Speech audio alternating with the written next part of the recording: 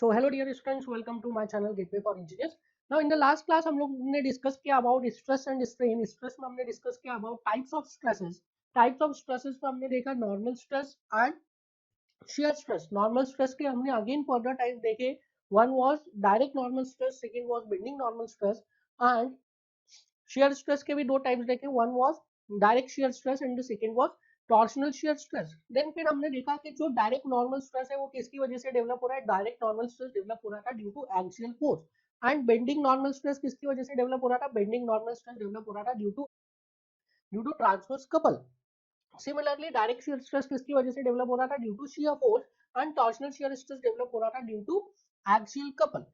Now इसके बाद हमने डिटेल में देखा about what is axial force और एक्सियल फोर्स का क्या इफेक्ट हो रहा था. कैसे एक्सियल फोर्स की वजह से डायरेक्ट नॉर्मल स्ट्रेसेस डेवलप हो रहे थे एंड डायरेक्ट नॉर्मल स्ट्रेसेस का क्या वेरिएशन था along the cross section.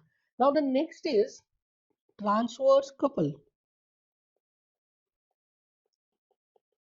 Next is transverse couple and in this we will see कि किस तरीके से ट्रांसवर्स कपल एक्ट होता है ऑन दी मेंबर और ऑन दी स्ट्रक्चर एंड क्या इफेक्ट होता है ट्रांसवर्स कपल का. हमने अभी देखा है, हमने ऑलरेडी ये स्टेटमेंट देखा कि ट्रांसवर्स कपल की वजह से बेंडिंग स्ट्रेसेस डेवलप होते हैं. तो किस तरीके से ट्रांसवर्स स्ट्रेस बेंडिंग मूवमेंट को दे रहा है और बेंडिंग स्ट्रेसेस जनरेट कर रहा है ऑन दी स्ट्रक्चर.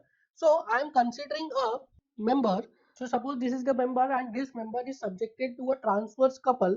अब before applying the transverse couple में इस मेंबर के लिए एक्सिस को डिफाइन करूंगा, दैट इज लॉन्गिट्यूडल एक्सिस को डिफाइन करूंगा. हमें पता है कि in general strength of material में हम क्या लेते हैं, हम हमेशा क्रॉस सेक्शन को रेफरेंस प्लेन लेते हैं एंड उस रेफरेंस प्लेन के परपेंडिकुलर जो एक्सिस होती है उसको हम क्या लेते हैं, longitudinal axis. So again here I am considering cross section as the reference plane and उस रेफरेंस प्लेन के परपेंडिकुलर जो एक्सिस है उसको मैं क्या ले रहा हूँ, उसको मैं ले रहा हूँ longitudinal axis. So here this x axis is my longitudinal axis, y and z are transverse axis. And अब आप देखिए कि किस तरीके से इस स्ट्रक्चर में ट्रांसवर्स कपल एक्ट कर रहा है. So here I have applied some forces and these forces will give rise to what, these forces will give rise to transverse couple. अभी हम देखेंगे किस तरीके से ये फोर्स का अरेंजमेंट ट्रांसवर्स कपल दे रहे हैं. ठीक है. सो these are the forces and I am assuming that the depth of the member is d and the length is L. Depth of the member is d and the length is L. Now before moving further हम ये समझेंगे कि ये जो structure है, इस structure में जो लोड लग रहा है ये इसके प्रीवियस वाले केस से क्या कैसे डिफरेंट है. सो यहाँ पे देखिए ये जो फोर्स लग रहा है, ये जो फोर्स लग रहा है this is about which axis. ये जो फोर्स लग रहा है this is parallel to x axis, ये एक्स एक्सिस के पैरेलल है. सो ये जो लोड लग रहा है F, ये लोड किस एक्सिस के अबाउट लग रहा है, किस एक्सिस के पैरेलल लग रहा है, ये लॉन्गिट्यूडनल एक्सिस के पैरेलल लग रहा है और यू कैन से it is acting along the longitudinal axis. इसके पहले वाले केस में भी तो ये जो लोड लग रहा था P, this load P was acting along which axis, this load P was acting along longitudinal axis. So इस केस में भी लॉन्गिट्यूडनल एक्सिस के अलोंग लोड लग रहा है and in the current case, present case, इसमें भी तो लॉन्गिट्यूडनल एक्सिस के अबाउट लोड लग रहा है. So what is the difference.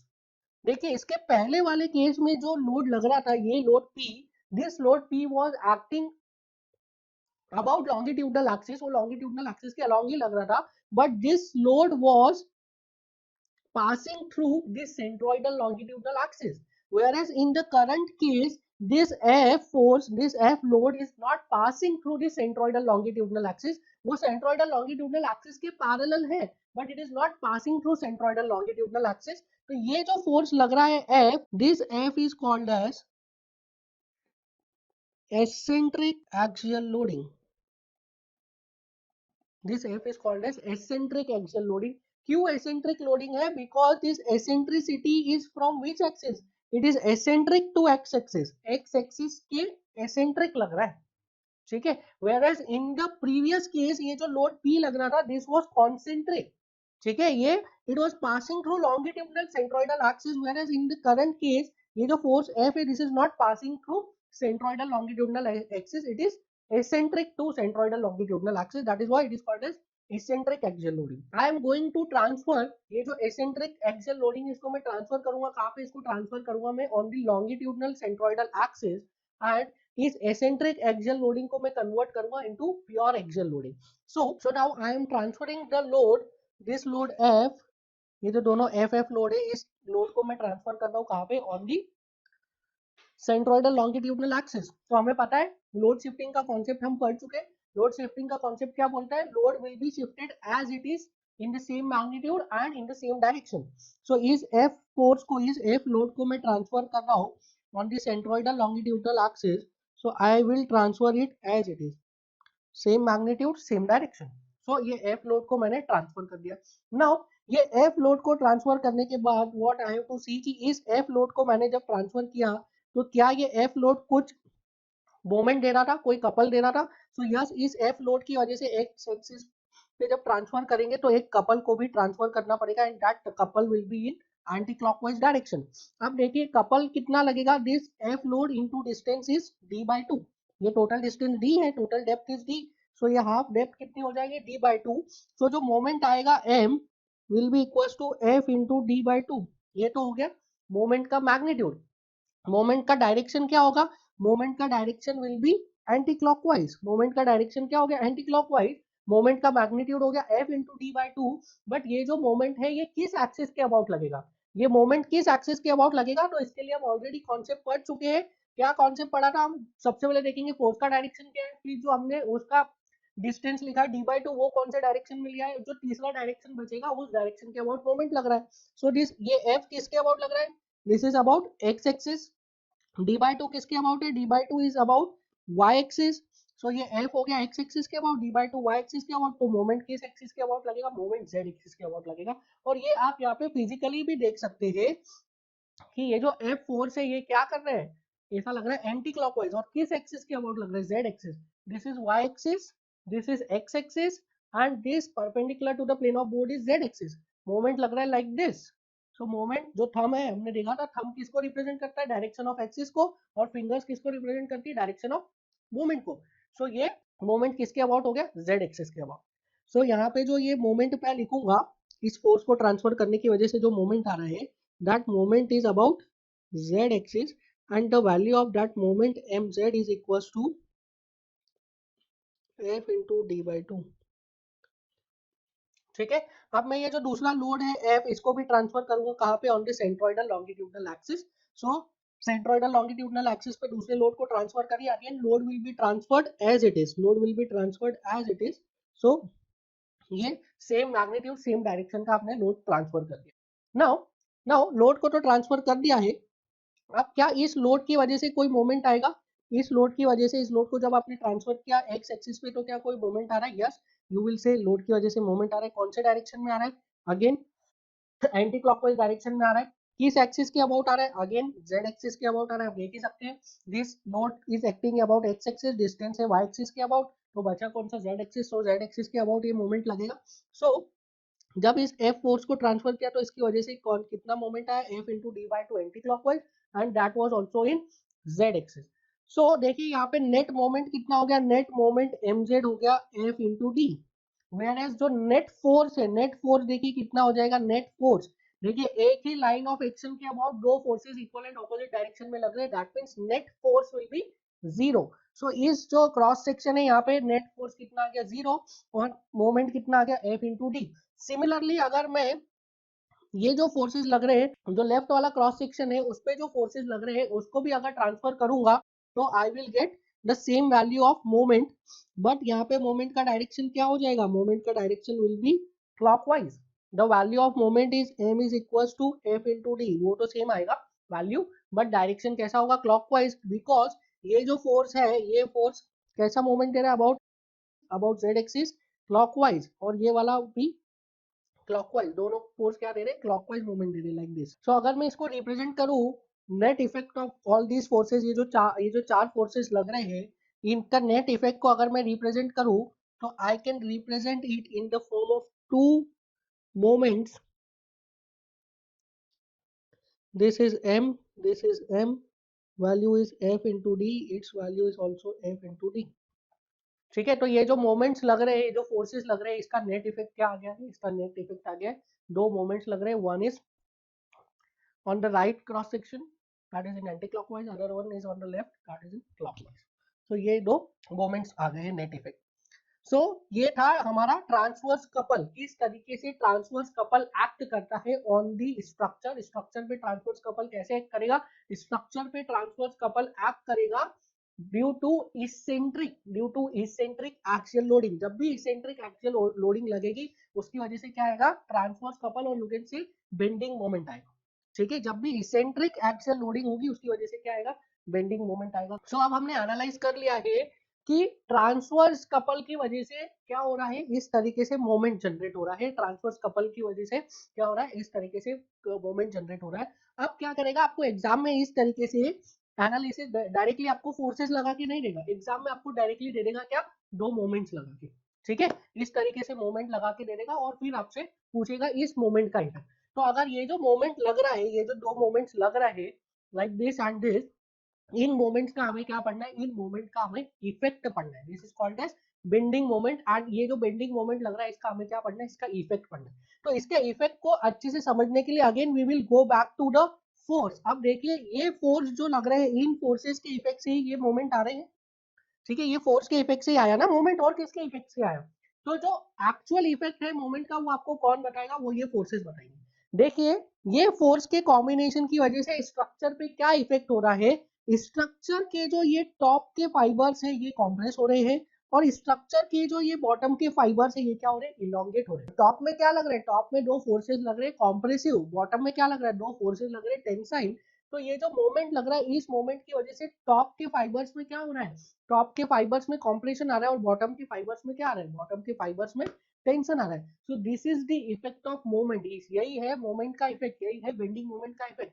और यू कैन से this is the effect of transverse couple. तो अगर इसको मैं 2D में इसका इफेक्ट देखूं, तो ये जो टॉप वाला फाइबर है ये क्या हो रहा है, टॉप वाला फाइबर इज गेटिंग कॉम्प्रेस्ड, और ये बॉटम वाला फाइबर क्या हो रहा है, बॉटम वाला fibre is getting elongated. So this is the effect of bending. Top के फाइबर्स में क्या हो रहा है, टॉप के फाइबर्स में कॉम्प्रेशन आ रहा है, और बॉटम के फाइबर्स में क्या आ रहा है, बॉटम के फाइबर्स में एलोंगेशन आ रहा है। So this is the effect of bending. So हमने देखा था what was the original length, original length कितना था स्ट्रक्चर का, the original length was L। So जो टॉप वाला फाइबर है, टॉप वाला फाइबर इसकी लेंथ कितनी हो जाएगी, L माइनस डेल्टा L, और जो बॉटम वाला फाइबर है उसकी लेंथ हो जाएगी L plus delta L। Original length कितनी थी, L थी, टॉप वाले फाइबर्स में कॉम्प्रेशन हुआ तो टॉप वाले फाइबर की क्या लेंथ हो गई, L minus delta L। Bottom में टेंशन आया तो बॉटम वाले फाइबर्स की क्या लेंथ हो गई, L प्लस डेल्टा L। तो there must exist at least one fibre जिसका की लेंथ चेंज नहीं हुआ होगा, and that fibre can be represented like this. देखिए ये जो रेड फाइबर मैंने आपको बताया ना, that red fibre is that fibre जिसका की लेंथ चेंज नहीं हुआ होगा। Now this fibre is called as what, this fibre. अब कई सारे स्टूडेंट्स बोलेंगे कि ये जो फाइबर है, this fibre is what, neutral axis. No, this fibre is not neutral axis, this is neutral fibre, this is neutral fibre. Now इसको थोड़ा सा 3D में देखिए, इसको थोड़ा सा 3D में देखिए। यहाँ पे जब मोमेंट लग रहा है तो टॉप वाले फाइबर्स क्या हो रहे हैं, कॉम्प्रेस हो रहे हैं, बॉटम वाले फाइबर्स एलोंगेट हो रहे हैं। तो there must exist one fibre जिसमें कि कुछ इलोंगेशन एंड कॉन्ट्रैक्शन नहीं हो रहा है, जिसकी की लेंथ ओरिजिनल लेंथ के बराबर है। एंड अगर आप 3D में देखेंगे तो you will get one plane. जब 2D में देखा तो क्या मिला आपको, एक फाइबर मिला जिसका की लेंथ कॉम्प्रेस नहीं हो रहा था। बट अगर आप 3D में देखोगे तो आपको क्या मिलेगा, 3D में देखोगे तो आपको एक प्लेन मिलेगा जिस प्लेन पे there will be no deformation. उस प्लेन को आप थोड़ा सा समझने की कोशिश करिए। नाउ ये जो रेड वाला आपको प्लेन दिख रहा है इस फिगर में, जो रेड वाला प्लेन दिख रहा है, that plane is neutral plane, that plane is neutral plane. और इस प्लेन के सभी फाइबर्स में कोई भी डिफॉर्मेशन नहीं हो रहा है। इस प्लेन के सभी फाइबर्स का लेंथ कितना है, ओरिजिनल लेंथ के बराबर है। सो अब यहाँ पे जो एनालिसिस करना है हमें, वो ये एनालिसिस करना है कि न्यूट्रल एक्सिस क्या है। हमने न्यूट्रल फाइबर देख लिया, हमने न्यूट्रल प्लेन देख लिया, हमें एनालिसिस करना है न्यूट्रल एक्सिस। सो न्यूट्रल एक्सिस वो एक्सिस है जिस एक्सिस के अबाउट, जिस एक्सिस के अबाउट मोमेंट लग रहा है स्ट्रक्चर में, और यू कैन से जिस एक्सिस के अबाउट क्रॉस सेक्शन रोटेट हो रहा है। देखिए suppose this is a structure, इस स्ट्रक्चर के टॉप वाले फाइबर्स में कंप्रेशन है, बॉटम वाले फाइबर्स में टेंशन है। देखिए मैं बोल रहा हूँ टॉप वाले फाइबर्स में कंप्रेशन, बॉटम वाले में टेंशन। जरूरी नहीं है कि हर बार ऐसा ही हो, ऐसा भी हो सकता है टॉप वाले फाइबर्स में टेंशन, बॉटम वाले में कंप्रेशन। हम एक पर्टिकुलर कंडीशन लेके चल रहे हैं जिसमें टॉप में टेंशन, बॉटम में टॉप में कंप्रेशन, बॉटम में टेंशन आ रहा है। सो ये एक स्ट्रक्चर है जिसके टॉप वाले फाइबर्स में कंप्रेशन हो रहा है, बॉटम में टेंशन हो रहा है। तो इसकी वजह से क्या हो रहा है, टॉप के फाइबर्स जो है वो कंप्रेस हो रहे हैं, बॉटम के फाइबर्स एलोंगेट हो रहे हैं। तो the structure is getting rotated by this, इस टाइप से क्या हो रहा है, क्रॉस सेक्शन रोटेट हो जा रहा है। Initially the cross section is vertical like this and due to moment cross section क्या हो जा रहा है, रोटेट हो जा रहा है। तो न्यूट्रल एक्सिस वो एक्सिस है जिस एक्सिस के अबाउट ये क्रॉस सेक्शन क्या हुआ है, ये क्रॉस सेक्शन रोटेट हुआ है। सो ये this is the plane cross section, और ये क्रॉस सेक्शन में ऊपर के फाइबर्स कंप्रेस हुए, नीचे के फाइबर्स एलोंगेट हुए। तो एक यहाँ पे ऐसा एक्सिस होगा जिस एक्सिस के ऊपर सभी फाइबर्स कंप्रेस हुए, जिस एक्सिस के नीचे सभी फाइबर्स एलोंगेट हुए, इस एक्सिस पर कोई कंप्रेशन एलोंगेशन नहीं आया। तो इस जिस एक्सिस के अबाउट ये क्रॉस सेक्शन रोटेट हुआ है, that axis is called as what, that axis is called as neutral axis. और ये न्यूट्रल एक्सिस आपको हमेशा किस डायरेक्शन में मिलेगी, न्यूट्रल एक्सिस हमेशा उस डायरेक्शन में मिलेगी जिस डायरेक्शन के अबाउट और जिस एक्सिस के अबाउट मोमेंट लग रहा है। कई सारे स्टूडेंट कंफ्यूज होते हैं, और ये जो एक्स डायरेक्शन में दिख रहा है यहाँ पे देखिए, एक बार मैं आपको वापस से बता देता हूँ direction. So this was X, this was Y and this was Z. तो ये जो एक्स डायरेक्शन में देखिए न्यूट्रल फाइबर जो आ रहा है, दिस न्यूट्रल फाइबर कौन से डायरेक्शन के अलोंग है, ये एक्स डायरेक्शन के अलोंग है। सो ये जो एक्स डायरेक्शन के अलोंग आपको दिख रहा है फाइबर जिसका कि लेंथ चेंज नहीं हुआ है, उस फाइबर को न्यूट्रल एक्सिस बोल देते हैं student, but that is wrong. ठीक है, कई बार स्टूडेंट ये भी बोलते हैं neutral axis is that fibre जिसका कि लेंथ चेंज नहीं हुआ। तो ऐसे तो कई सारे फाइबर्स है। ये जो प्लेन दिख रहा है आपको, दिस प्लेन, ये जो रेड कलर का प्लेन है, इस रेड प्लेन पे जितने भी फाइबर्स है सभी फाइबर्स का लेंथ चेंज नहीं हुआ है। बट न्यूट्रल एक्सिस वो यूनिक एक्सिस है जिस एक्सिस के अबाउट क्या हो रहा है, क्रॉस सेक्शन रोटेट हो रहा है। ठीक है, सो न्यूट्रल एक्सिस हमेशा किस एक्सिस के अलाउंग होगी, जिस एक्सिस के अलाउंग मोमेंट लग रहा है उस एक्सिस के अलाउंग आपको न्यूट्रल एक्सिस मिलेगा। ये बात आपको एकदम याद रखनी है। ठीक है, कभी भी न्यूट्रल एक्सिस आपको लॉन्गिट्यूडनल के अबाउट नहीं मिलेगी, हमेशा उस एक्सिस के अबाउट मिलेगी जिस एक्सिस के अबाउट मोमेंट लग रहा है। सो दिस, ये जो आपको फ्रंट व्यू में दिख रहा है और you can say longitudinal section में दिख रहा है, this is what, this is neutral fibre, this is neutral plane. मैं मेंशन कर देता हूँ इसको, दिस इज न्यूट्रल प्लेन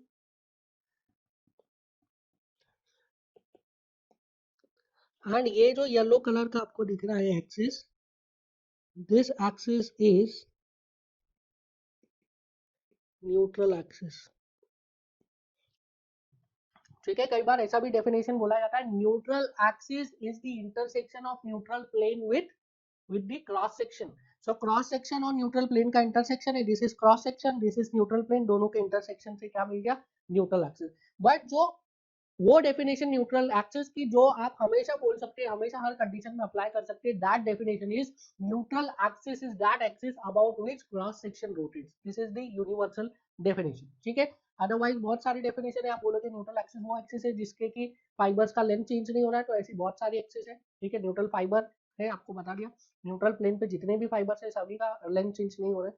ठीक है, न्यूट्रल एक्सिस हमेशा किसके अबाउट लगेगी, किस डायरेक्शन में आपको मिलेगी, हमेशा न्यूट्रल एक्सिस उस डायरेक्शन में मिलेगी जिस डायरेक्शन में मोमेंट लग रहा है, जिस डायरेक्शन के अबाउट मोमेंट लग रहा है, जिस एक्सिस के अबाउट मोमेंट लग रहा है, वहां पे आपको न्यूट्रल एक्सिस मिलेगा। Now we will move on to stress. अभी हमने देख लिया कि ट्रांसवर्स कपल कैसे लग रहा है, ट्रांसवर्स कपल का क्या इफेक्ट हो रहा है। Now we will move on to bending stress. Transverse couple की वजह से बेंडिंग स्ट्रेस कैसे आ रहे हैं, क्यों बेंडिंग स्ट्रेस आ रहे हैं, और क्यों उसको बेंडिंग नॉर्मल स्ट्रेस बोला, what is the difference between normal stress and what is the difference between bending normal stress.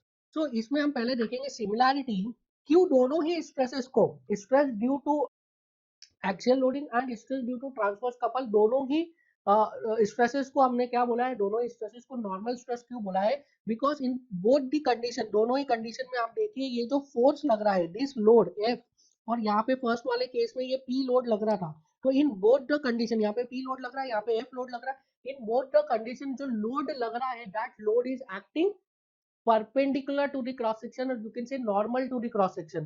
so ये जो P लोड लग रहा था here, यहाँ पे ये P लोड और ये जो F लोड लग रहा है in the case of transverse couple, in both the cases ये कैसे लग रहा है, in both the cases ये लग रहा है perpendicular to the cross section, or you can say normal to the cross section, that is why this is called as normal stress, that is why इनकी वजह से जो stresses develop हो रहे हैं वो normal develop हो रहे हैं। so this was the similarity। ठीक है, इसमें दोनों को नॉर्मल नॉर्मल बोला। अब इसको बेंडिंग नॉर्मल क्यों बोला और इसके पहले वाले को डायरेक्ट नॉर्मल क्यों बोला ना, because in the second case जो स्ट्रेसेस प्रोड्यूस हो रहे हैं that is due to bending moment. देखिए दिस, ये जो मोमेंट है क्या है, बेंडिंग मोमेंट है। So in the second case जो स्ट्रेसेस डेवलप हो रहे that is due to bending moment, इसलिए इसको क्या बोला है, बेंडिंग नॉर्मल स्ट्रेस बोला है। और फर्स्ट केस में डायरेक्ट एक्सियल लोड की वजह से हो रहा था, दैट इज इसलिए उसको क्या बोला, एक्सियल नॉर्मल स्ट्रेस बोला। इसमें क्या हो रहा है, जो आपने फोर्स लगाया that is giving what, that is giving moment, and उस मोमेंट की वजह से स्ट्रेसेस डेवलप हो रहे हैं। So this was the similarity and difference. So please write down a note in this. Direct normal stress developed due to concentric axial force. Second point लिखे इसमें. Whereas bending normal stress developed due to eccentric axial force. Third point लिखिए. Since in both the cases force is acting about longitudinal axis, that is normal to cross section. That is why stress developed is called as normal stress. Next लिखिए. Neutral axis. It is the axis about which cross section of the member is in pure rotation, or axis about which cross section rotates. एक और point लिखे. Neutral axis will always be along the axis about which movement is acting. जिस axis के along movement लग रहा है, उसी axis के along क्या होगा, neutral axis आएगा. Now we will discuss in detail about stresses को अब हम डिटेल में डिस्कस करेंगे. Since we have discuss shear force and bending moment, shear force bending moment हम अच्छे से पढ़ चुके हैं. हम हर स्ट्रक्चर के लिए हम शियर फोर्स बेंडिंग मोमेंट बना सकते हैं. नाउ टेल मी, ये जो स्ट्रक्चर है जिसपे कि दोनों साइड से कॉन्सेंट्रेटेड मोमेंट लग रहा है, कि आप इसके लिए बेंडिंग मोमेंट डायग्राम बना सकते हैं. सो इसके लिए बेंडिंग मोमेंट डायग्राम बनाइए. इसके लिए बेंडिंग मोमेंट डायग्राम आप बनाएंगे तो सबसे पहले क्या बनाना पड़ेगा, you have to draw a 0 0 axis. फिर हम हमेशा लेफ्ट से स्टार्ट करते हैं, लेफ्ट से स्टार्ट करेंगे. Now this moment is acting in clockwise direction, तो क्या होगा, definitely there will be a jump. और जंप अपवर्ड होगा कि डाउनवर्ड, अपवर्ड होगा क्योंकि क्लॉकवाइज है. सो ये अपवर्ड जंप आ गया एम का. फिर इस स्पान में कुछ मोमेंट नहीं लग रहा है, in the span there is no moment, so bending moment diagram will be constant. यहाँ से बेंडिंग मोमेंट डायग्राम कांस्टेंट आएगा. और ये जो पॉइंट बी है, सपोज मैं इसको बी अज्यूम करता हूँ, this is B, this is A. B पे क्या लग रहा है, एक एंटी क्लॉकवाइज मूवमेंट लग रहा है, concentrated movement in anti-clockwise direction. That means there will be a sudden jump in the bending moment diagram. और jump कैसा होगा, upward या downward, jump होगा downward क्योंकि anti-clockwise लग रहा है. So here the jump is downward, value is m. So m value का यहाँ पे downward jump आ गया. This is our bending moment diagram. So इस loaded structure के लिए हमने bending moment diagram बना लिया है like this. Now the degree of bending moment diagram is how much? The degree of bending moment diagram is 0. So can I write dm by dx is equals to what? Is equals to shear force, and dm by dx is equals to how much? 0 for this case. इस case के लिए dm by dx की value कितनी आ रही है? 0. At all the cross section, सभी cross sections पे dm की वैल्यू कितनी है? 0 है.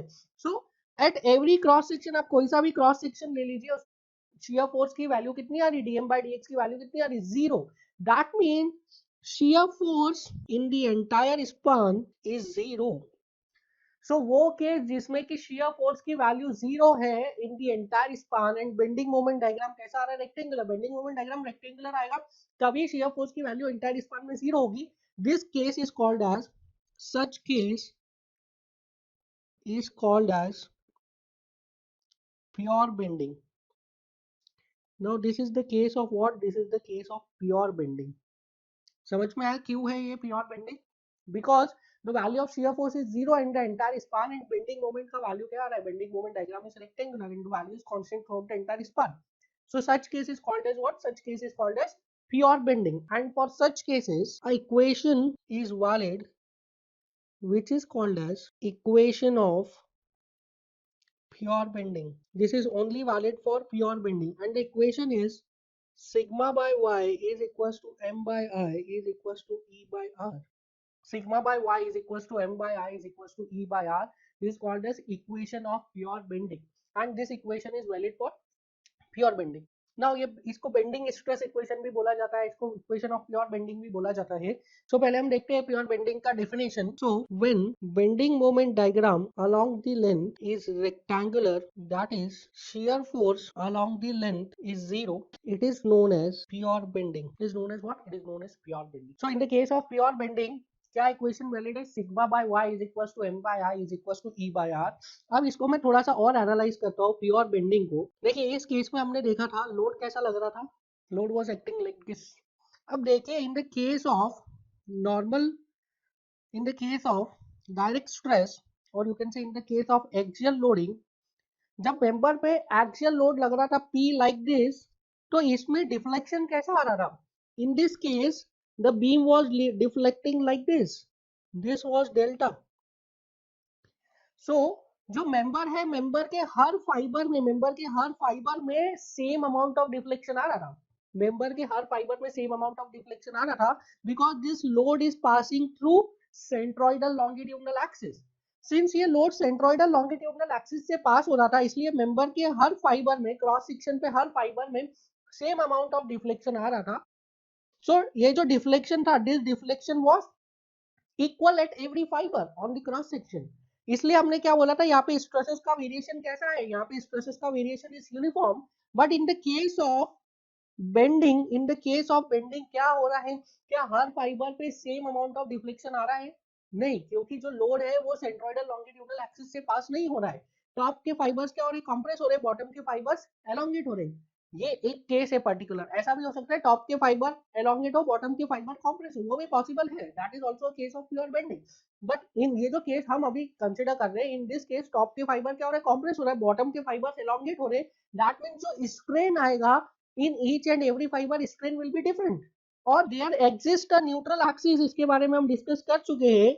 there exists a neutral axis जिसपे कि deformation is zero. So her fibre पे जो डिफॉर्मेशन है वो अलग अलग आ रहा है, and there exist a axis, there exist a fibre जिसपे कि क्या है, डिफॉर्मेशन जीरो है। Now in this case top के फाइबर्स क्या हो रहे हैं, टॉप के fibres are getting compressed and bottom के fibres are getting elongated like this. Top के फाइबर्स क्या हो रहे हैं, कॉम्प्रेस हो रहे हैं, बॉटम के फाइबर्स एलोंगेट हो रहे हैं, और देयर एग्जिस्ट वन फाइबर जिसमें कि कोई डिफ्लेक्शन नहीं आ रहा है। सो यहाँ पे देखिए जो टॉप के फाइबर्स ये क्या हुआ है, कॉम्प्रेस हो गए, बॉटम के फाइबर्स एलोंगेट हो गए, और ये जो एक फाइबर है सेंटर वाला, इसमें कोई भी डिफॉर्मेशन नहीं आया है। So suppose this was your original member was like this original member. इस पे जब हमने इस टाइप से मोमेंट लगाया, ये कौन सा मोमेंट है, दिस इज सैगिंग मोमेंट, इसकी वजह से बीम क्या होगा, सैग हो जाएगा। ठीक है, तो ये जो केस हम पढ़ रहे हैं, this is the case of sagging moment. So this was the member, ये मेंबर था इस तरीके से रेक्टेंगुलर, एंड इस पे हमने मोमेंट लगाया like this. Now due to moment जो क्रॉस सेक्शन है, vertical cross section, that are going to be rotated like this. क्यों ऐसा रोटेट हो रहा है, बिकॉज टॉप के फाइबर्स क्या हो रहे हैं, कॉम्प्रेस हो रहे हैं, बॉटम के फाइबर्स एलोंगेट हो रहे हैं। सपोज ये सिमिलर मेंबर है like this is the rectangular member, और इसमें हम हॉगिंग मोमेंट लगाते हैं, hugging like this. So bottom के फाइबर्स कॉम्प्रेस होते हैं, टॉप के फाइबर्स एलोंगेट होते हैं, दैट मींस ये जो दो क्रॉस सेक्शन है एंड वाले, that are going to rotate like this, इस तरीके से रोटेट हो जाएंगे। सो बॉटम के फाइबर्स क्या हो गए, कॉम्प्रेस हो गए, टॉप के फाइबर्स क्या हो गया, एलोंगेट हो गया। सो यहाँ पे क्या हो रहा है, हर फाइबर में there is different amount of strain, हर फाइबर में अलग अलग अमाउंट का स्ट्रेन आ रहा है। टॉप के फाइबर्स, अभी जो हम केस कंसीडर कर रहे हैं, that is sagging. So top के फाइबर्स क्या हो रही, कॉम्प्रेस हो रहे, बॉटम के फाइबर्स एलोंगेट हो रहे। और सबसे ज्यादा कॉम्प्रेशन किस में आ रहा है, जो सबसे ऊपर वाला फाइबर है जिसपे कि एक्चुअल में लोड लग रहा है, उसमें सबसे ज्यादा कॉम्प्रेशन आ रहा है। सबसे ज्यादा एलोंगेशन किस में आ रहा है, जो सबसे बॉटम वाला फाइबर है जिसपे कि टेंसाइल लोड लग रहा है, वो उसमें सबसे ज्यादा एलोंगेशन आ रहा है। और जीरो किस में आ रहा है, जीरो डिफॉर्मेशन आ रहा है न्यूट्रल एक्सिस में। सो यहाँ पे क्या हो रहा है, यहाँ पे हर फाइबर का जो डिफॉर्मेशन है वो अलग अलग अमाउंट का आ रहा है, हर फाइबर का डिफॉर्मेशन डिफरेंट है।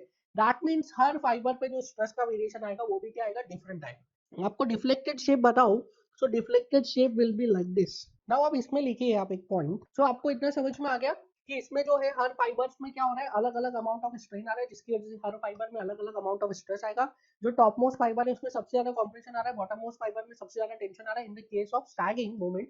और देयर एग्जिस्ट अ फाइबर जिसमें कि कोई डिफॉर्मेशन नहीं आ रहा है, तो उस पर कोई स्ट्रेस भी नहीं आए। Now please write down a statement. Due to pure bending, bending stresses develops in the longitudinal direction normal to the cross section, which varies from 0 at neutral axis to maximum at top and bottom surface linearly. Due to pure bending stresses develop in the longitudinal direction that is normal to the cross section, which varies from 0 at neutral axis to maximum at top and bottom surface linearly, and this variation is given by pure bending equation. This variation is given by pure bending equation. What is pure bending equation? अभी हम पढ़ चुके हैं, that is sigma by y is equals to m by I is equals to E by R. Sigma by y is equals to m by I is equals to E by R. This is very very very important. Pure bending equation, और you can say equation of pure bending. Now इसमें देखते हैं. Now सबसे पहली बात, ये जो equation है, this equation is for variation of stress at a cross section. So ये इक्वेशन क्या बता रहा है आपको? ये इक्वेशन वेरिएशन ऑफ स्ट्रेस बता रहा है, स्ट्रेस का वेरिएशन बता रहा है कि स्ट्रेस कैसे वेराई कर रहा है. अलोंग द लेंथ बता रहा है क्या? नहीं, ये equation along the length stress का वेरिएशन नहीं बता रहा है. ये इक्वेशन बता रहा है आपको at a particular cross section stress कैसे वेरी कर रहा है. ठीक है, at a particular cross section stress कैसे वेरी कर रहा है. This is very very very important, because ये आपको समझना बहुत जरूरी है कि at a particular cross section हम स्ट्रेस का वेरिएशन देख रहे हैं, ना कि अलोंग द लेंथ. ठीक है, सो अगर मैं इस स्ट्रक्चर की बात करूं, फॉर दिस स्ट्रक्चर, एंड इस स्ट्रक्चर के लिए मैं कोई एक पर्टिकुलर क्रॉस सेक्शन ले लेता हूं. Suppose this is the cross section XX, so I will write for XX cross section, for XX cross section. So यहाँ पे आप देखिए एक particular cross section XX पे बात किया है, and that the variation of stress at that particular cross section is linear. देखिए जो टॉप वाले फाइबर्स है, इस पे क्या आ रहा है? कॉम्प्रेशन, और बॉटम वाले फाइबर्स पे क्या आ रहा है? Tension. So this is sigma compression, and bottom वाले फाइबर्स पे क्या आ रहा है? Sigma tension. यहाँ पे आप एरो का डायरेक्शन देखिए, ये जो टॉप वाले फाइबर्स में ये इनवर्ड एरो बता रहे हैं, so this is compression. Bottom वाले फाइबर्स में आउटवर्ड एरो बता रहे हैं, so this is tension. So at this particular cross section क्या वेरिएशन आ रहा है? टॉप पे जो है वह स्ट्रेसेस क्या है? मैक्सिमम. टॉप सरफेस पे मैक्सिमम, बॉटम सरफेस पे maximum, and at this neutral axis stresses are zero. So ये जो इक्वेशन है प्योर मोमेंट का, जो ये इक्वेशन है, ये इक्वेशन क्या बता रहा है आपको? ये इक्वेशन बता रहा है द वेरिएशन ऑफ स्ट्रेस. कहाँ पे बता रहा है? ये वेरिएशन ऑफ स्ट्रेस बता रहा है at the cross section, not along the length. So at the cross section, at a particular cross section stress कैसा वेराई कर रहा है? Stress is varying linearly from maximum at top and bottom axis and zero at the neutral axis. Top और bottom surface पे क्या है? Top और bottom surface पे मैक्सिमम है, और न्यूट्रल एक्सिस पे क्या है? न्यूट्रल एक्सिस पे जीरो है. नाउ अब ये जो बेंडिंग का इक्वेशन है, जो प्योर बेंडिंग का इक्वेशन है, इस प्योर बेंडिंग के इक्वेशन के बारे में हम थोड़ा और डिस्कस करेंगे. द टर्म सिग्मा इज, एक बार यहाँ पे लिख देता हूँ मैं वापस, sigma by Y is equals to M by I is equals to E by R. The term sigma is stress at fibre which is at distance of small y from neutral axis. So sigma is stress at fiber which is at a distance of small y from the neutral axis. Y is distance of fiber from neutral axis at which stress sigma is to be calculated. So sigma and y दोनों क्या है? एक दूसरे के ऊपर dependent है. Sigma क्या है? उस फाइबर पे स्ट्रेस है जिसका कि डिस्टेंस न्यूट्रल एक्सिस से क्या है? जिसका कि डिस्टेंस न्यूट्रल एक्सिस से स्मॉल y है. एंड स्मॉल y क्या है? स्मॉल y उस फाइबर पे स्ट्रेस है जिसका कि डिस्टेंस न्यूट्रल एक्सिस से स्मॉल y. ठीक है, so sigma is directly proportional to y is what? Y is distance from neutral axis. that is why जो वेरिएशन मिल रहा है वो क्या मिल रहा है आपको? Variation is linear. ठीक है, सिग्मा क्या हो गया? Sigma is directly proportional to y. Sigma by y is equals to m by i. So sigma is directly proportional to y को आप इक्वल टू उधर भेज दीजिए. सो सिग्मा y के डायरेक्टली प्रोपोर्शनल है. दैट इज व्हाई आपको जो stress का वेरिएशन है, सिग्मा का वेरिएशन है विद रिस्पेक्ट टू y क्या मिल रहा है आपको? लीनियर मिल रहा है. Now second term is m. What is m?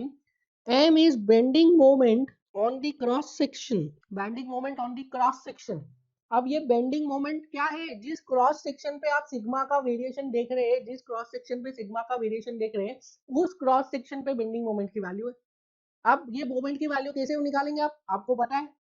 You can draw bending moment diagram, you can use first definition, you can use second definition, you can draw free hand diagram. आप किसी भी method से एक particular cross section पे bending moment की value निकाल सकते हैं. सो ये वही बेंडिंग मोमेंट की वैल्यू है at that particular cross section, जिस क्रॉस सेक्शन पे आपको एनालिसिस करना है, जिस क्रॉस सेक्शन पे आपको स्ट्रेस का वेरिएशन निकालना है. Next is I is moment of inertia of the cross section about neutral axis. So I क्या है? I is moment of inertia. किसका moment of inertia? Cross section का मोमेंट ऑफ इनर्शिया. किसका है? Cross section का. इसलिए मैंने आपको पहले ही बोला कि ये जो इक्वेशन है m by i is equals to sigma by y is equals to e by r, ये जो इक्वेशन है, this equation is for a particular cross section. इसमें जो भी वैल्यूज आप पुट करोगे वो उस क्रॉस सेक्शन पे रहेगी. So I is what? I is moment of inertia of the cross section, ठीक है, moment of inertia of the cross section about neutral axis. Capital E is what, capital E is Young's modulus of elasticity, इसके बारे में आगे हम discuss करेंगे। किसकी Young's modulus of elasticity, cross section पे जो मटेरियल है उसकी यंग्स मॉड्यूलस ऑफ इलास्टिसिटी है।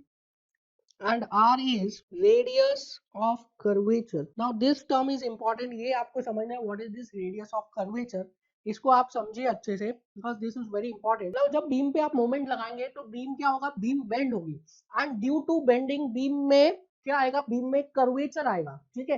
एंड वो जो कर्वेचर है वो हर क्रॉस सेक्शन पे जो कर्वेचर की वैल्यू होगी, that curvature at cross section is equal to 1/r। So अगर मैं यहाँ पे बात करूँ मैं, जो लास्ट वाला क्रॉस सेक्शन है और जो फर्स्ट वाला क्रॉस सेक्शन है, वहां पे जो कर्वेचर आ रहा है दैट इज 1/r। नाउ ऐसा जरूरी नहीं है कि दोनों पे r सेम आए, दोनों पे r अलग अलग भी आ सकता है, बट जिस क्रॉस सेक्शन पे आप ये मोमेंट का इक्वेशन लगा रहे हैं, m/i is equal to sigma by y is equal to e/r, उस क्रॉस सेक्शन पे जो कर्वेचर आएगा दैट वुड बी, उस क्रॉस सेक्शन में जो कर्वेचर आएगा उसका रेडियस आप इस इक्वेशन में कंसीडर करेंगे। देखिए एक एग्जांपल के लिए आपको मैं बताता हूँ, suppose this is a cantilever beam. Now there is a cantilever beam. In the first case, this cantilever beam is subjected to a concentrated moment M, and in the second case, this is subjected to a point load P. ठीक है, in the first case क्या हो रहा है, वो concentrated moment M से subjected है, in the second case it is subjected to a point load P. तो देखिए अब इसमें अगर बेंडिंग मोमेंट डायग्राम बनाऊंगा मैं इन the first case, so bending moment diagram will be like this, a rectangle बनेगा।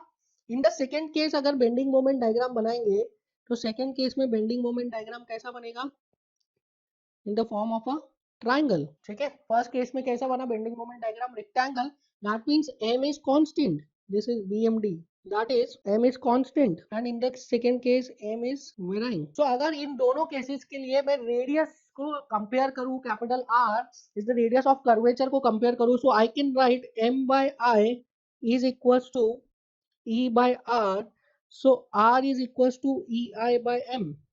I am considering beam of uniform cross section and material। अगर beam का क्रॉस सेक्शन यूनिफॉर्म है दैट मीन्स हर सेक्शन पे क्या होगा, हर section पे beam का जो EI का वैल्यू है वो क्या होगा, सेम होगा। The value of EI will be same at all the cross sections, ठीक है। So value of EI her cross section पे सेम है, value of M for the first case her cross section पे same है। सो क्या मैं बोल सकता हूँ, इन the first case her cross section के लिए जो रेडियस ऑफ कर्वेचर आएगा वो सेम आएगा। सो अगर हर क्रॉस सेक्शन के लिए रेडियस ऑफ कर्वेचर सेम आ रहा है, दैट मींस अगर ये बीम बेंड होगी तो, ये बीम बेंड होगी तो this will bend in the form of arc of a circle. ये क्या होगा, एक सर्कल के आर्क के फॉर्म में बेंड होगी, दैट मींस इसका जो रेडियस होगा at all the points the radius will be same. समझ में आया आपको। देखिए क्योंकि बीम में जो मोमेंट है that moment is constant along the length of the beam, beam के हर क्रॉस सेक्शन पे मोमेंट कांस्टेंट है, एंड हमने ऑलरेडी अज्यूम किया है that the beam is having uniform cross section and same material, material change नहीं हो रहा है क्रॉस सेक्शंस पे, एंड क्रॉस सेक्शनल एरिया भी चेंज नहीं हो रहा है, क्रॉस सेक्शनल डायमेंशंस भी चेंज नहीं हो रहे। That means I is also constant, E is also constant, end moment is also constant. क्यों, क्योंकि बेंडिंग मोमेंट डायग्राम कैसा आ रहा है, बेंडिंग मोमेंट डायग्राम आ रहा है रेक्टेंगुलर। तो उसके लिए जो बीम का डिफ्लेक्टेड शेप होगा, the beam will deflect in the form of arc of a circle. That means beam के हर क्रॉस सेक्शन पे क्या होगा, हर क्रॉस सेक्शन पे the value of radius is same.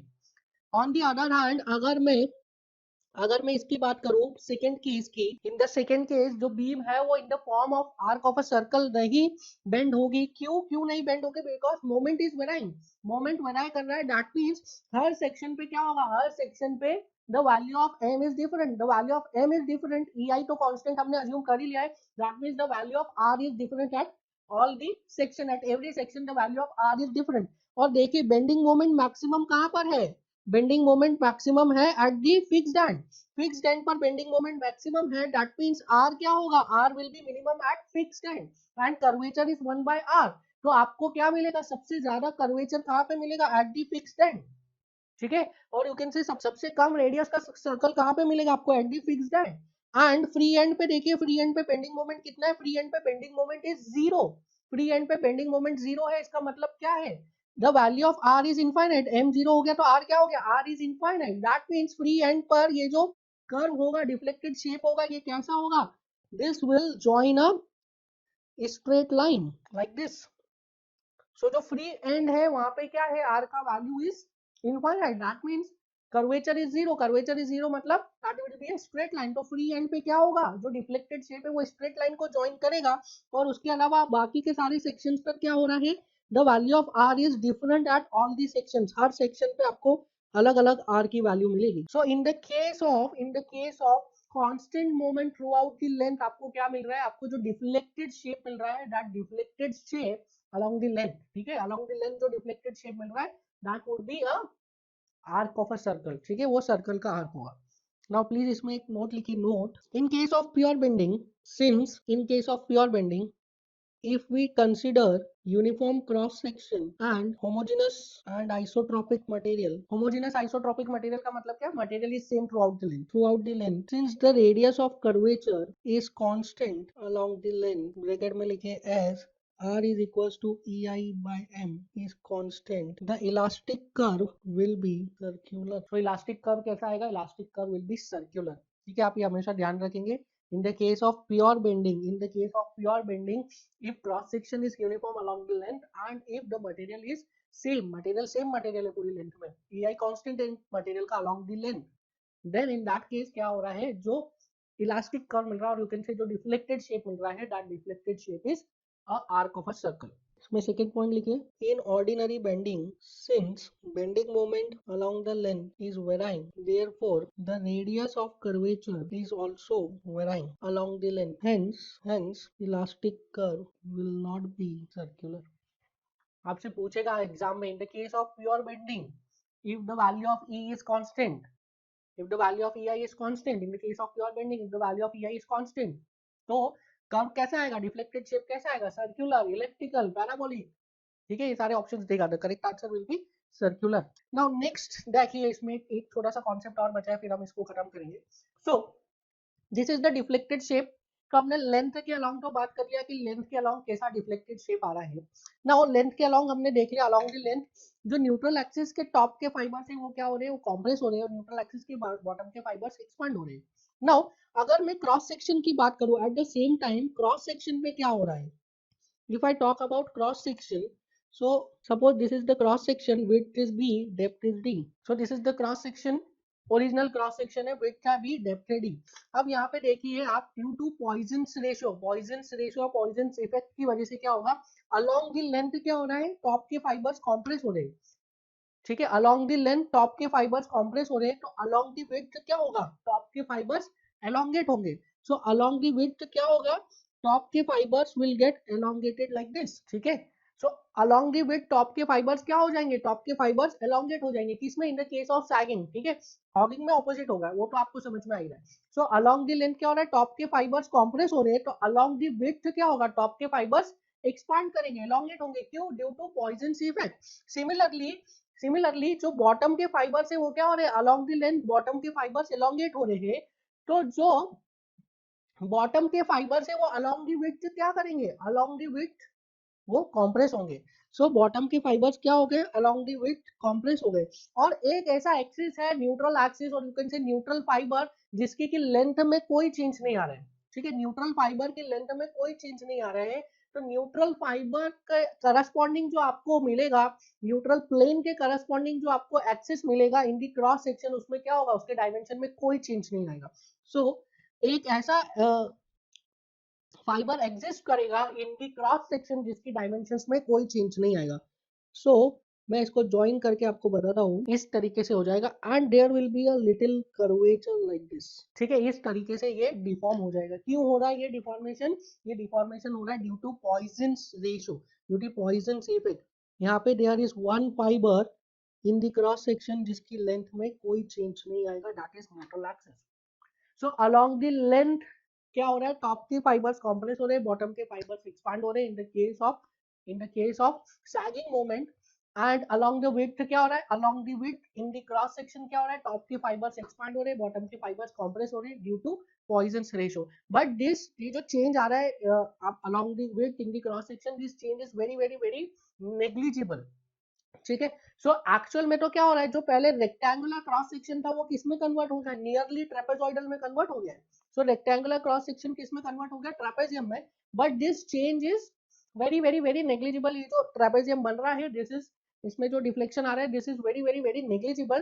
That is why for engineering purpose हम इसको क्या consider करते हैं, हम इसको एज ए रेक्टेंगुलर कंसिडर करते हैं। और क्रॉस सेक्शन में जो मोमेंट ऑफ इनर्शिया हम कैलकुलेट करेंगे, वो मोमेंट ऑफ इनर्शिया रेक्टेंगुलर का ही कैलकुलेट करेंगे।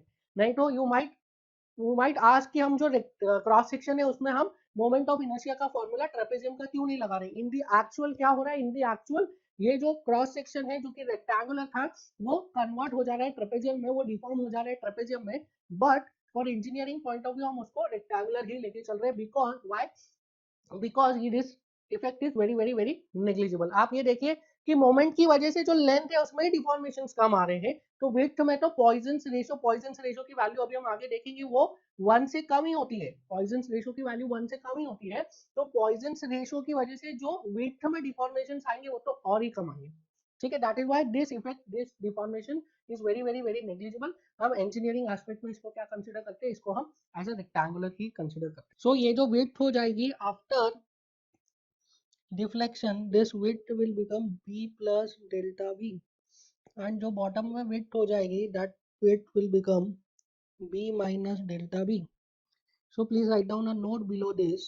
A rectangular section after bending becomes trapezoidal. मैं second point लिखे, before bending the cross section was plane, rectangular and vertical, whereas after bending it becomes plane, trapezoidal and inclined. So before bending क्या था, the cross section was vertical. ठीक है, तो after bending क्या हो गया, cross section inclined हो गया। बिफोर बेंडिंग क्या था, cross section was rectangular, rectangular था। आफ्टर बेंडिंग क्या हो गया, वो ट्रेपेजियम में हो गया। And it was plane before bending and it was plane after bending. In both the cases it was plane. Plane का क्या मतलब है कि अनड्यूलेशंस नहीं आए। देखिए, अगर मैं आपको फ्रंट व्यू से क्रॉस सेक्शन दिखाऊं, तो फ्रंट व्यू से initially the cross section was like this and finally the cross section was like this. ठीक है, सो इनिशियल क्या था, अभी दिख नहीं रहा होगा आपको इंक्लाइन, में थोड़ा ज्यादा इंक्लाइन बना देता हूँ। Finally the cross section is like this. So this is before, this is after. Plane का मतलब क्या है कि it was plane before like this, और आफ्टर डिफॉर्मेशन, आफ्टर बेंडिंग इसमें अनड्यूलेशंस नहीं आए लाइक दिस। ठीक है, ये प्लेन था तो प्लेन ही, ऐसा कर्व नहीं हो गया है क्रॉस सेक्शन। ठीक है, the cross section was plane, the cross section was plane before bending and it was plane after bending. ठीक है, before bending and after bending it was plane. ठीक है, बिफोर बेंडिंग क्या था, वर्टिकल था। After bending क्या हो गया, इंक्लाइंड हो गया। बिफोर बेंडिंग रेक्टेंगुलर था, आफ्टर बेंडिंग क्या हो गया, ट्रेपेजॉइडल। तो पॉइंट नंबर 3 लिखिए, which is important, change in width delta B is very small and elastic. Change in width delta b is very small and elastic. Hence, for the purpose of calculation of moment of inertia, hence for the purpose of calculation of moment of inertia about neutral axis, it is taken for rectangular section. So जब हम neutral moment of inertia calculate करेंगे, उसमें क्या लेंगे, उसमें हम rectangular section. Now next is the next case और next type of loading is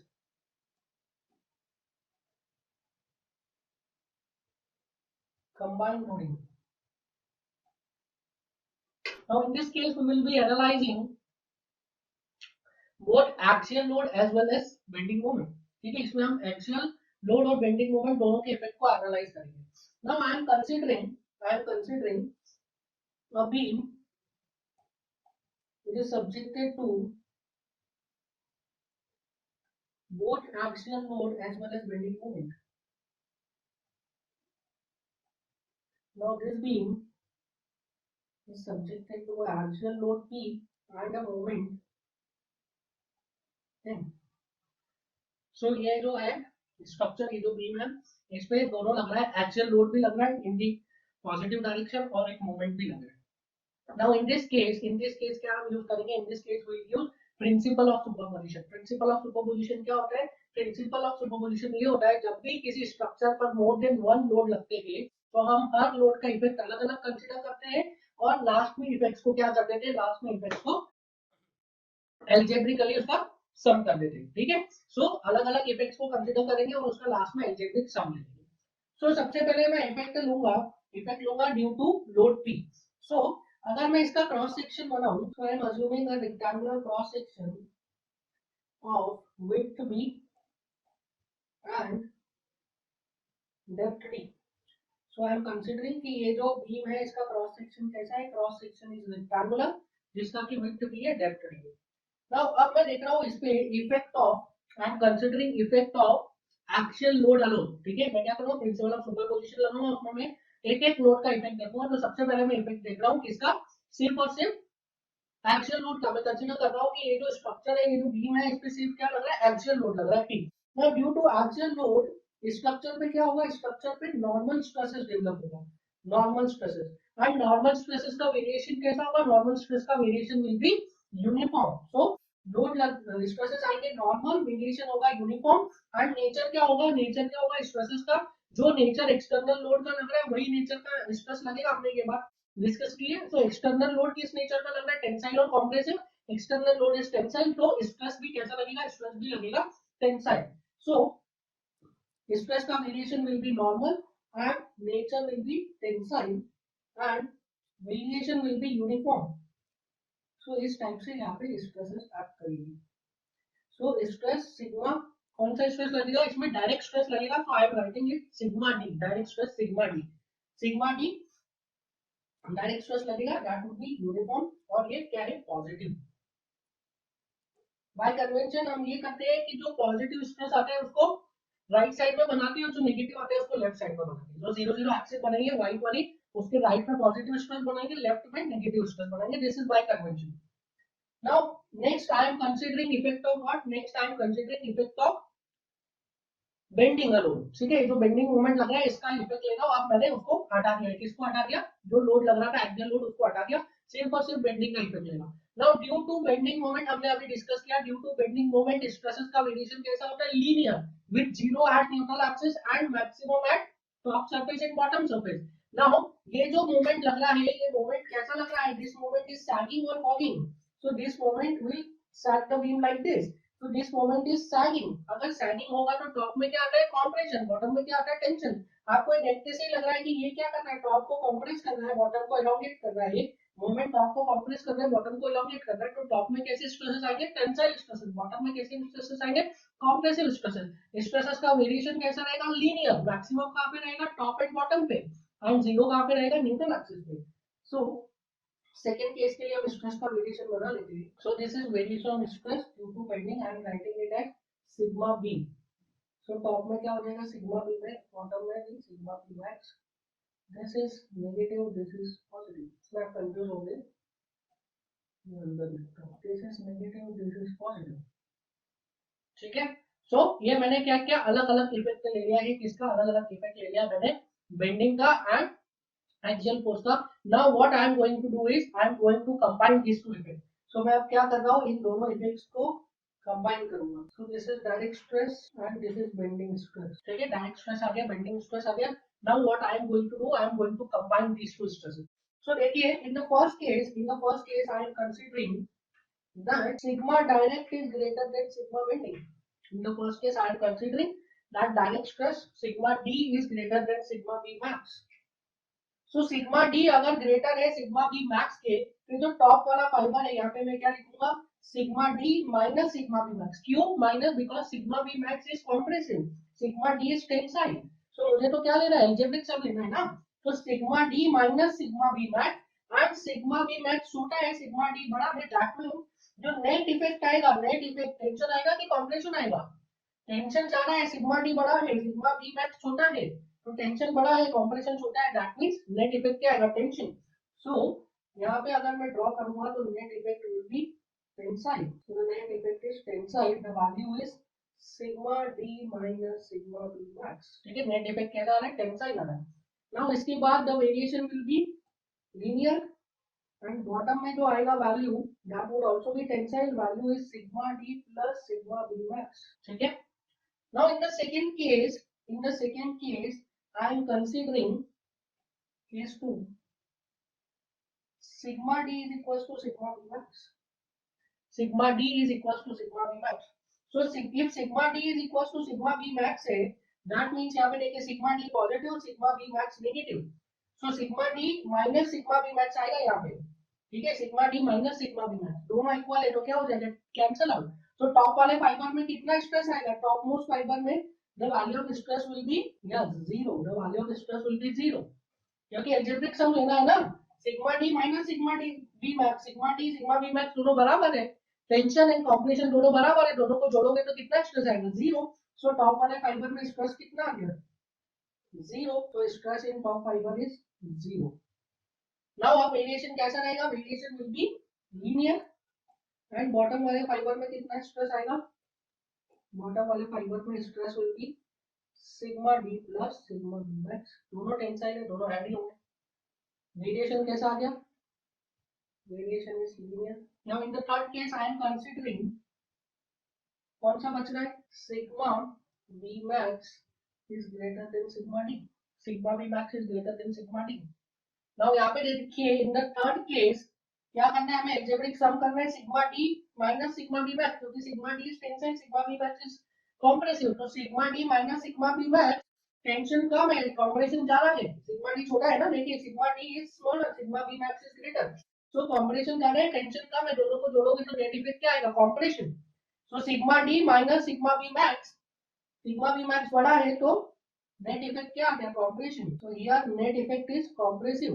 bottom में क्या होगा, बॉटम में तो sigma D plus sigma B max ही है, सो बॉटम में तो it will always be tensile like this, so top में आ गया कॉम्प्रेशन, बॉटम में क्या आ गया, tension, so this is sigma B max minus sigma D, negative में है ये, एंड बॉटम में sigma B max plus sigma D. तो इस तरीके से क्या करते हैं हम, इस तरीके से हम कंबाइंड लोडिंग के इफेक्ट को डील करते हैं। नाउ ये हमने क्यों पढ़ा है, कंबाइंड लोडिंग का इफेक्ट पढ़ने का मेन पर्पस ये है, देखिए यहाँ पे आप न्यूट्रल एक्सिस को एनालाइज कीजिए, न्यूट्रल एक्सिस को आप एनालाइज कीजिए यहाँ पे न्यूट्रल एक्सिस को।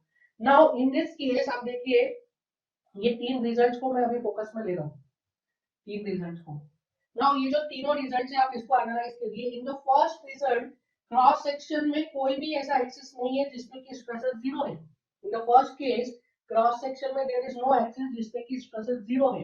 इन द सेकंड केस जो टॉप फाइबर है, टॉप फाइबर पे क्या है, टॉप फाइबर पे stresses zero, and in the third case जो ये वाला फाइबर है, I make it dark for you, this fibre blue वाला जो फाइबर है, I will write it axis, at this fibre stresses zero.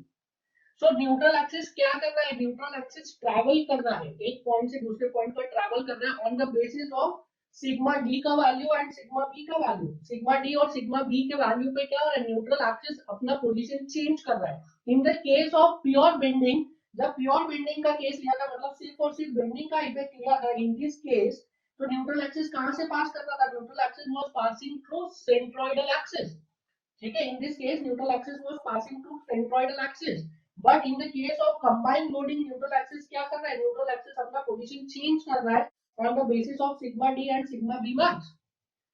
So ये बोलते हैं कई सारे student that neutral axis is the axis at which the stress is zero और at which the deformation is zero. So आप ये बताइए first case में कौन सा है न्यूट्रल एक्सिस, क्या न्यूट्रल एक्सिस एग्जिस्ट नहीं करता है, न्यूट्रल एक्सिस एग्जिस्ट करता है फर्स्ट केस में, कहां पे एग्जिस्ट करेगा, neutral axis outside the cross section exist करेगा, somewhere here, this is the position of neutral axis, this is neutral axis, here in this case this is neutral axis, and in the second case the top wala fiber is the neutral axis. So in the first case क्या neutral axis exist नहीं करेगा, करेगा कहां पे, outside the cross section, तो outside the cross section you cannot say कि जो भी फाइबर है उसमें अगर स्ट्रेंथ जीरो है या स्ट्रेस जीरो है तो वो न्यूट्रल एक्सिस हो गया। इन द फर्स्ट केस वाला डेफिनेशन इज नॉट वैलिड कि neutral axis is that axis at which the value of stress is zero, the value of strain is zero, you can से at which deformation is zero, वो वाला जो आपका statement है, जो definition है वो गलत हो जाता है। क्यों गलत हो जाता है, क्योंकि यहाँ पे न्यूट्रल एक्सिस क्या कर रहा है, क्रॉस सेक्शन से बाहर, और क्रॉस सेक्शन के बाद तो किसी भी एक्सिस पे डिफॉर्मेशन नहीं हो रहा है, ठीक है, कहां पे डिफॉर्मेशन आ रहा है, क्रॉस सेक्शन पे, ये तो आ रहे हैं। So neutral axis is the axis at which stress is equals to zero, यहाँ पे गलत हो जाता है। Now in all the three cases आप देखिए जो हमारा definition है that neutral axis is the axis about which cross section rotates, ये definition सभी conditions पे valid है।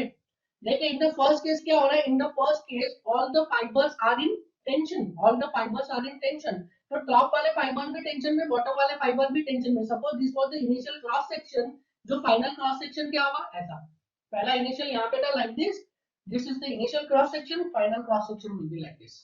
ये टॉप वाले फाइबर्स में टेंशन आ गया और ये बॉटम वाले फाइबर्स में टेंशन आ गया।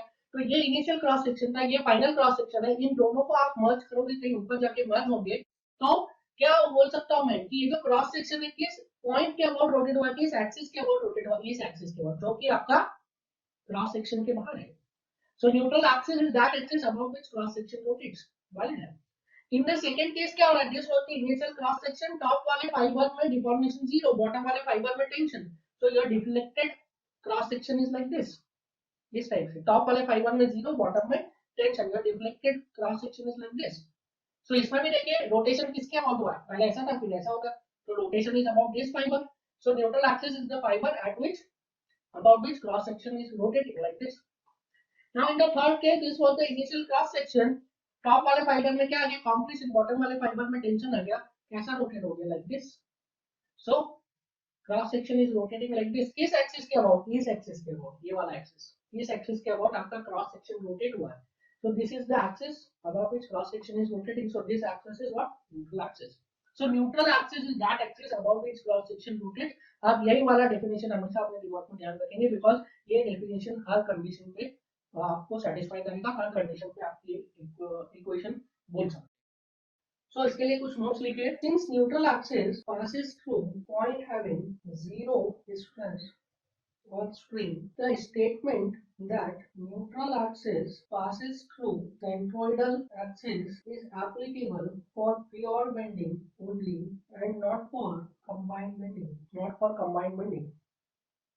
Second point लिखिए इसमें, in pure elastic bending, neutral axis passes through centroidal axis, but under combined loading, neutral axis shifts its position, which may lie inside or outside the cross section, depending upon the magnitude of direct and bending stress. So neutral axis is the axis about which cross section rotates. This definition is universally applicable. Clear है? This definition is universally applicable. आप first definition यही बोलेंगे that neutral axis is that axis about which cross section rotates.